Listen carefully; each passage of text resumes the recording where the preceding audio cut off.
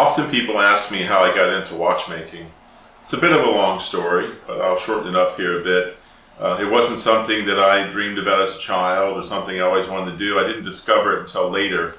In high school, I went to a vocational school and learned cabinet making and in construction, carpentry.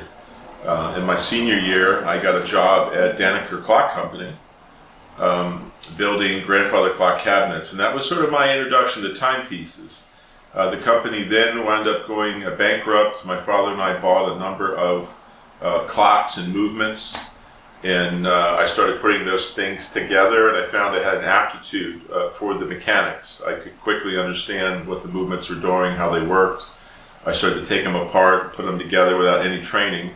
Then I discovered Bowman Technical School in Lancaster, Pennsylvania. So I enrolled in Bowman and went there for a few years learning clock making, but then in the course we also restored pocket watches so that we would be able to do the platform escapements and clocks. So in restoring pocket watches is when I discovered I preferred watches. Moving on from there, I went to WOSTEP, the Watchmakers of Switzerland Training and Educational Program in Neuchâtel, Switzerland. This is around 1986. Upon leaving there, I came back to the U.S. and got a job with Hamilton Watch Company when it was still here in Lancaster. At the time, I was in the product development department.